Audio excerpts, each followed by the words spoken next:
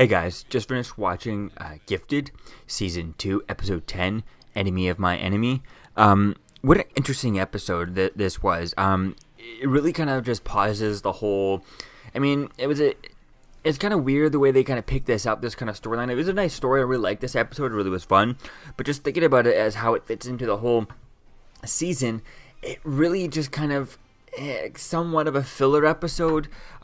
Just because it kind of just... They had a cliffhanger at the end of the season, for the mid-season break, for the Christmas break and stuff. And then which was the cliffhanger of having John getting taken, having Thunderbird getting taken by the Purifiers and captive by them. And then they just picked this up with, we got to get Andy and Lauren to come help us. We need all the help they can get because they got the resources for them to kind of help get John back. But it really doesn't... the way they do that is kind of cool and stuff, but that's it. You could completely skip this episode and just go, yeah, they got John back. And that's all you need to know about this episode. There's nothing else. How it goes down, it's kind of fun, kind of cool watching it, but it's really much of a filler episode. And for a show that only has 14 or 15 episodes, I got two different sources here. TVTime.com says 14 and IMDb says 15 episodes. I think I've even heard 16 episodes a while back. But so around there, let's say 16 episodes at most, right? We still have we're more than halfway into this show. So having a filler episode in such a short season like that is not why? Why are you wasting our time with something like that? Make it be more part of. They could have kept this whole storyline, kept the cliffhanger in the last episode, in episode 9 that we had last year before Christmas. And keep that in, have this in here, but make this fit more into the storyline of how things go. So we start off this episode, we have Lorna she has a dream and stuff. She's or Lauren actually, dream with Andy. He shows up at the door, tries to tries to talk to her and stuff. She won't have it and stuff. And at first I kind of set it up looking like it's actually real, and then it starts to like how it slowly got blurry, and it's like, oh, is it a dream? And then it slowly got blurrier and blurrier until you realize it was a dream and stuff. And I think that was really cool. And then we see it. We get reminded there that the Thunderbird's been captured by the Purifiers, and they end up using. We see that the Mutant Underground end up using Fade captive, to get Polaris to come, meet up and help find John. And that's when Andy and Lorna, end up show up, and they decide to help everyone, help them, find John and stop the Purifiers and the mutant Purifiers, right? And I think that would have been something interesting doing that. And then they show up and they got two Humvees. They got two Humvees full of weapons, full of body armor, full of all kinds of stuff. And we never get to see how that would happen on the Inner Circle's end of that. All we see, the only people from the Inner Circle is Lorna and Andy. We don't get to see Reva kind of going, oh, you're taking these two Humvees? What are they doing while everyone's doing this? How do we know they don't need the Humvees for something else? How do we know they didn't need any of the weapons? Or do they have more? How many weapons do they have? That would have been cool, Quick shot of just Andy and Lorna going down to the armory, with the garage, wherever where they store all this stuff, and trying to take some of this stuff, and seeing Reva there, and Reva being like, hey, what are you doing this for? And then they could have to make their case. Now, I understand I wouldn't want an episode just kind of, really kind of hounding it down as to, trying to convince Reva to let them go do that. That would have been boring, just an episode doing that. But just a one quick scene where they go down, like, hey, we need to do this, and you're probably not going to like it. It should be probably against, well, I don't need to help it, but they're Purifiers. We're going to go stop these Purifiers. And I think that would have been something interesting to see, to be like, she doesn't, they got to convince her, just one quick scene where they convince her that, yes, we're going to help the enemy, but at the same time, we got to stop these Purifiers too. We're going to take them out. And I think that would have been interesting, playing with that, maybe people kind of convincing them to kind of let them, help Lorna. I mean, also, we could have had, what was her name? I can't think of her name there, but I can't think of her name, but the computer hacker, who also left from the Mutant Underground to the Inner Circle and stuff, who's been kind of the tech person at the Inner Circle. If I'm not mistaken, actually, I saw on her Instagram, she was young Janet Van Dyne in Young Wasp, and Ant-Man and the Wasp and stuff, but that's getting a sidetrack there. So I forget her name and what her powers is, but I think that would have been interesting to see her in here, or just kind of her also wanting to help them. Maybe she could have let them go through. I don't know. It would have been something cool to kind of see, or even after the fact, at the end of the episode when they get him back, is to see that, what's Reva's opinion on this whole matter. And I think that would have been something that they should have done. They could have played it off as a one quick scene, and just at least have it there. Because at this point, it's like they just walked out with nothing. Like, they had to get help to get all this stuff. It must have been locked up. All these weapons are not just kind of in a. It's not just kind of they just always sitting in these Humvees, just there with the keys in them. Just kind of waiting, ready to go. Full of fuel and all that too. It's kind of weird. And kind of like there was nothing for that there, and we'll see if they kind of touch upon it next episode when they bring Reva, when we see Reva back. But it's just kind of silly that we didn't have anything from Reva whatsoever, or anyone at the Inner Circle.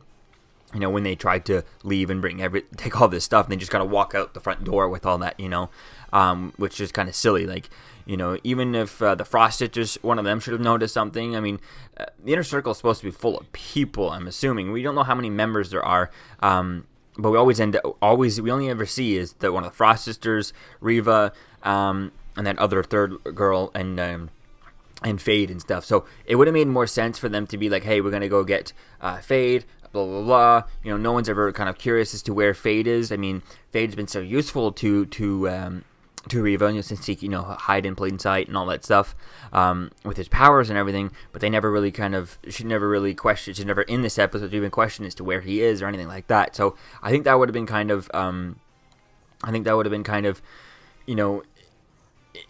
would have made sense. They could have had Reva in this episode to kind of like, we need to show, like they could have had Andy and Lorna kind of convincing Reva that, hey, let us go help and save our friend, help them stop the Purifiers, to show them that we're not evil like the Purifiers. We're not, we're not what Twist, what Rebecca was. We were not the ones who, our plan was not to kill everyone there. If we go here and help them, we can show them that was just Rebecca trying to convince them that Rebecca acted on her own when she killed all those bank employees and stuff. And I think that would have been an opportunity to kind of to just a quick scene of Andy or Lorna or both of them together convincing Reva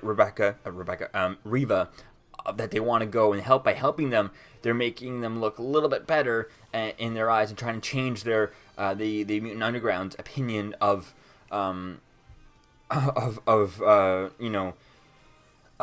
the Inner Circle. Now, they don't really go that way later on in the episode, but they could have done that to at least try and convince, just a way to convince Reva to let them go. Whether it actually turns out that way, who cares? It doesn't matter. But they just would have been nice to just see something like that where they convince her to try and to let them go and help, right? That would have been really interesting to see that, or at least a quick scene rather than nothing. Just, oh, here we have everything you ever need, no questions asked.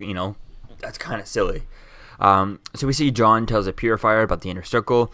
They really don't believe it too much until he starts to drop the tales that Andy and Lorna, he doesn't really say it, but, Chase Turner is able to kind of read it off of him as he's kind of talking to him and stuff.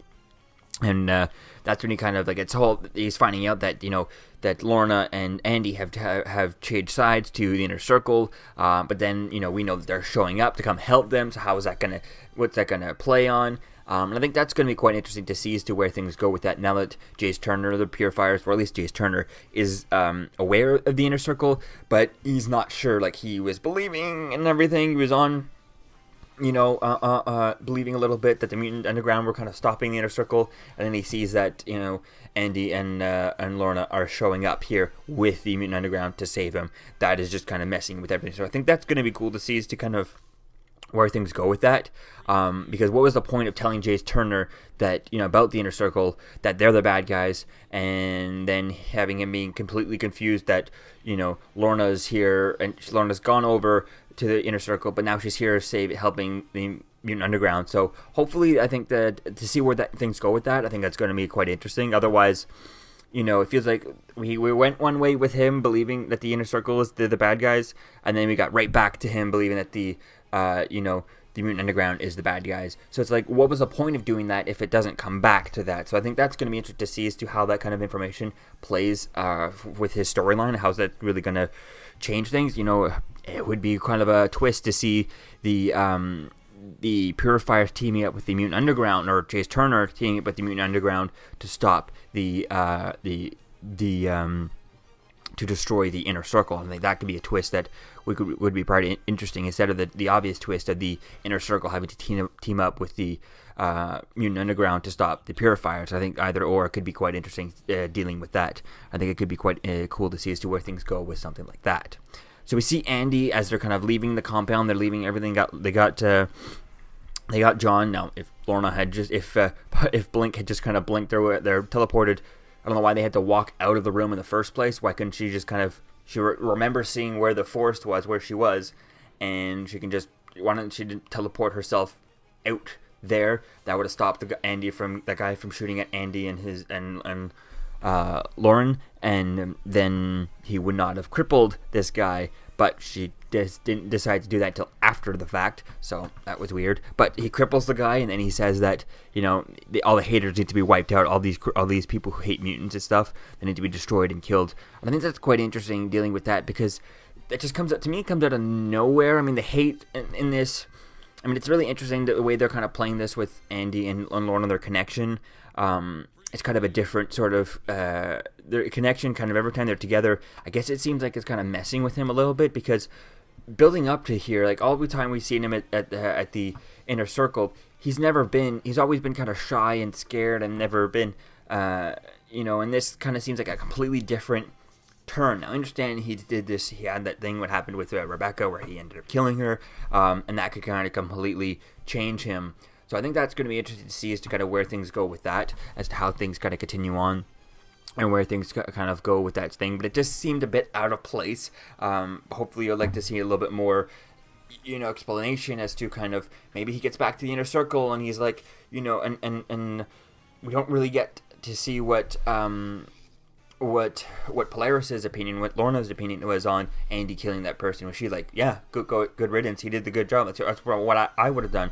We never saw her go too far. We saw Andy go too far in crippling the guy, but we never saw her doing that. And what is her opinion on that? Is she on that idea of, need to wipe them out, kill them? Because she never did that. She could have done that with all her powers, right? She could have taken all the bad guys, all their weapons, and just kind of like stabbed them with their own weapons, right?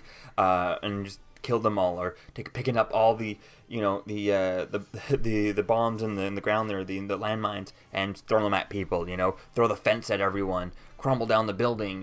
She could have done all kinds of stuff like that. She took down a plane, right?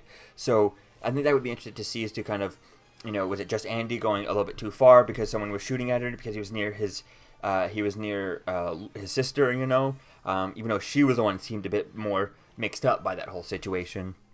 So I think that'll be cool to see as to where things go with that, because it feels like leading up to here, he was never really like, it seems like he was always waiting for that one thing to kind of like, to get his way out of the Inner Circle. Like if he sees one thing going too far, he was always butting heads with them, especially with the way they were treating Rebecca and all those different things, until he had to kill her. So I understand that could be a different way of changing things, but I would have liked to make that more clear, rather than it just look like he shows back up to here, and we need to have him be murderous, and he's just murderous for no reason, It just seems a bit out of nowhere. And the only explanation I can think of, but it's not really clear in there, is that it's because of, what happened with Rebecca and things like that. So I think it would be cool to play with that a little bit more, and make that a bit more clear that kind of affected him, and that's maybe what made him a bit more,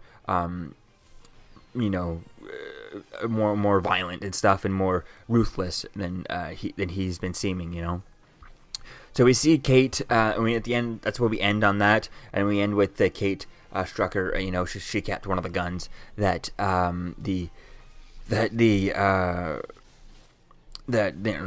and Lorna had brought and stuff, and that was quite interesting with that. So there's probably a reason for that. That'll be cool to see as to where things come out with that gun. And they realize that they gotta, the only way to get Andy back is to take down the Inner Circle, and I think that's really going to be quite interesting to see as to kind of how things go with that, and how they're going to slowly take things down, and where things are going to go. And if they do take things down, I don't see, obviously it won't be to the last episode. It would be interesting to see how that's going to be, you know, going into a season 3 with them.